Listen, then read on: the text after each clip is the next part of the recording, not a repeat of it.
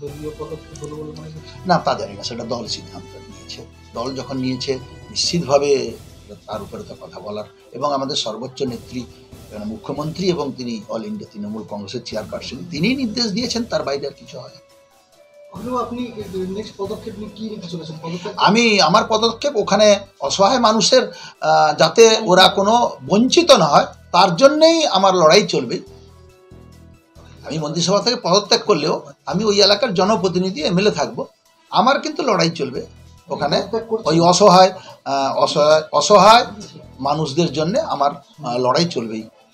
গতকাল আপনার সঙ্গে যখন যে কথোপকথনটা ভাইরাল হয়েছে সেখানে দেখা যাচ্ছে আপনি বলছেন যে বন দপ্তরে বেশ কিছু দুর্নীতি রয়েছে যেটা আপনি বিধানসভাতে তুলবেন।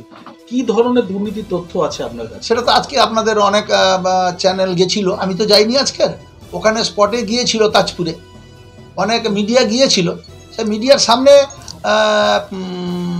গ্রামবাসীরা বলেছে যে টাকা নিয়ে বন দপ্তরের লোকেরা টাকা নিয়ে দোকান নাকি বসিয়েছে। এটা গ্রামের মানুষ বলেছে, আমি বলিনি। গ্রামের মানুষরা মিডিয়ার কাছে বলেছে যে এই বন দপ্তরের লোকেরাই কখনো 5,000, কখনো 6,000, কখনো 7,000 টাকা নিয়ে আমাদের দোকান বসিয়েছে। তার মানে বন দপ্তরে দুর্নীতি হচ্ছে এবং আপনার কাছে সেই খবর ছিল, আপনি আগে মন্ত্রিসভায় জানাননি কেন, বা আপনি কি আগে কোনো পদক্ষেপ? আমি এর আগে আমার কোনো খবর ছিল না, আমি সেদিনকেই জেনেছি। আপনি ভিডিওতে বলছেন যে বন দপ্তরে একাধিক দুর্নীতি রয়েছে যেগুলো আমরা ফাঁস করে দেব। সেটা তো কাঠের ব্যাপার বলেছিলাম, টাকার ব্যাপার বলিনি। টাকার ব্যাপারটা গ্রামের লোক বলেছে, আমি কাঠের ব্যাপারটা বলেছি। কাঠের অনেক কিছু কাঠ ওরা করে।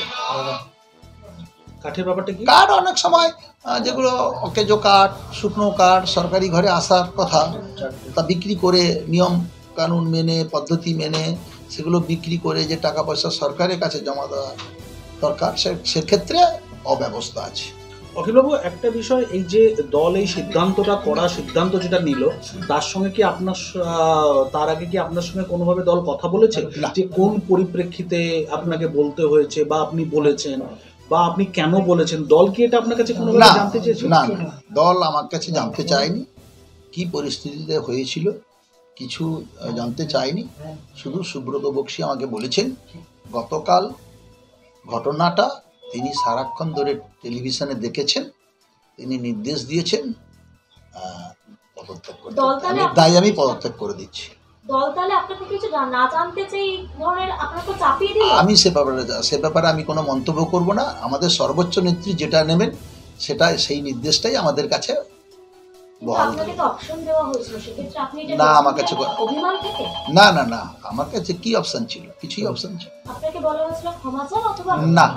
না, এই কথা বলা হয় না। আমাকে বলা হয়েছিল যে মুখ্যমন্ত্রী পদত্যাগ করতে সুব্রত বক্সীকে বলেছে, সুব্রত বক্সী আমাকে টেলিফোনে বলেছে তোমাকে মন্ত্রিসভা থেকে পদত্যাগ করতে বলেছে। সেটা কবে বলেছে? আজকে এই 2:30-3টার সময়। আপনি কি আগামীকাল কি পদত্যাগ? হ্যাঁ, পদত্যাগপত্র আমি লিখে ফেলেছি। পদত্যাগপত্র দল থেকে আসার পরে আমি লিখে ফেলেছি, এবং সেটা আমি পদত্যাগ কালকেই মুখ্যমন্ত্রীর কাছে দিয়ে দেব। কোথাও কি কঠোর সিদ্ধান্ত দল নিল, মানে এইরকম একটা বিষয়? না, সেটা দল যেভাবেই সিদ্ধান্ত নিবে সেটাতে আমাকে মেনে চলতে হবে।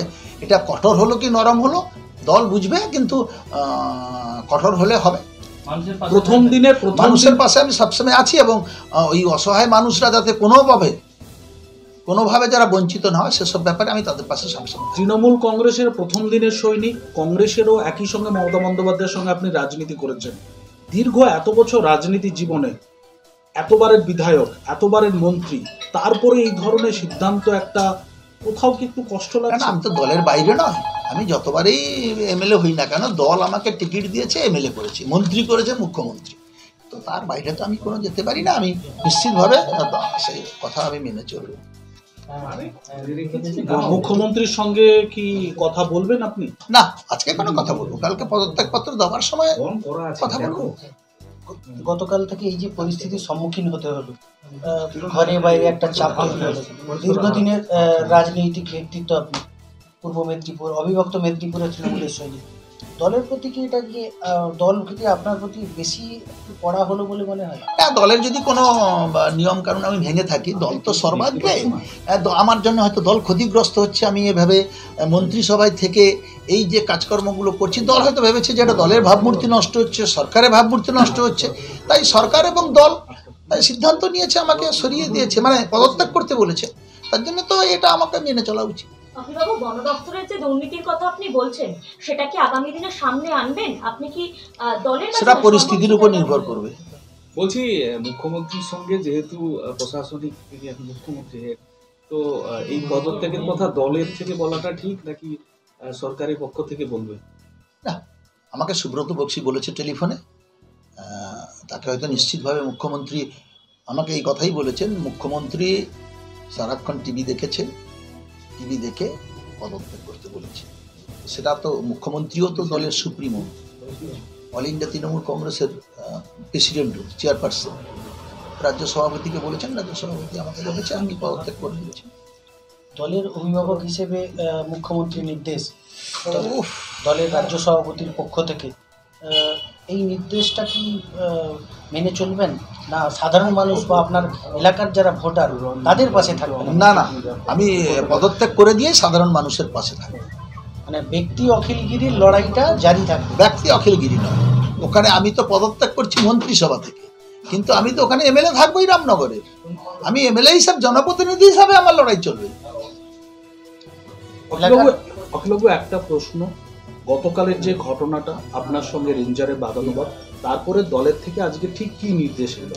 বললাম তো এইটা, হ্যাঁ, কি দল থেকে নির্দেশ এসছে 2:45, এখন কথা বললো 2:45 নাগাদ আমাকে ফোন করে বলেছে, সুব্রত বক্সী নিজে ফোন করে বলেছে পদত্যাগ করতে, এবং বলেছে যে মুখ্যমন্ত্রী কালকে সারাদিন এই ঘটনাটা টিভিতে দেখেছেন, সবকিছু পর্যবেক্ষণ করেছেন, পদত্যাগ করতে।